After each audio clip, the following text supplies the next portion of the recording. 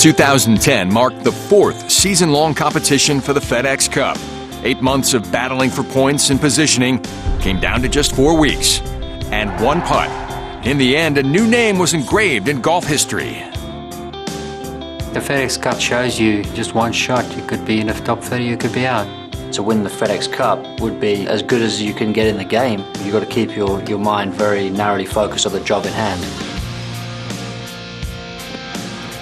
The 2010 PGA Tour playoffs for the FedEx Cup began with 125 players vying for the season-long title.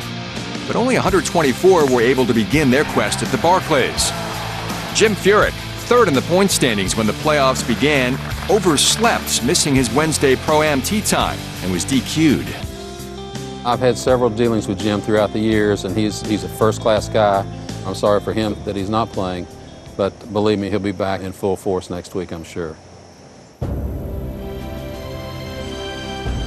While it wasn't Jim Furyk's week, Matt Kuchar fared much better.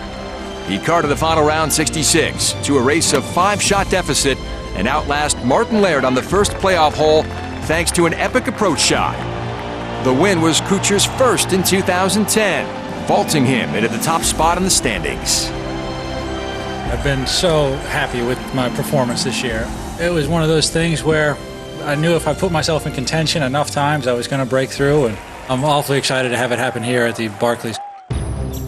The following week at the Deutsche Bank Championship, there were more final round heroics, with Charlie Hoffman playing the role of the comeback kid. 4 shots off the 54-hole lead, Hoffman could do no wrong over his final 18. Birdie number 8.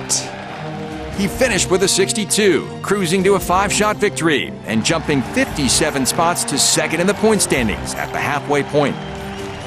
I wasn't really in the race, and I guess that's why this format's pretty unique and special. You can come out of nowhere and have a chance there in Atlanta. As the scene shifted to Chicago in the BMW Championship, 26-year-old Dustin Johnson's breakout season continued.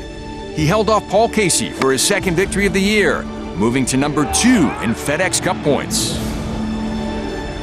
Anytime you can come out and be in the last group on Sunday, shoot a good round, and win a golf tournament, doesn't get any better than that. After a few unfortunate situations I've had, it definitely feels good and gives me a lot of confidence going into next week.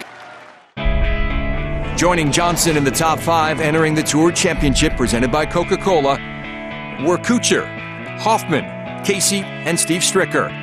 Each of them was guaranteed of winning the FedEx Cup with a win at East Lake. But in the end, it was Jim Furyk who emerged waterlogged but victorious at the Tour Championship, capturing his first FedEx Cup title in the process. Better late than never. The Tour Championship win was Furyk's 3rd victory of the season, a season that proved golf's ultimate grinder just may be its best player.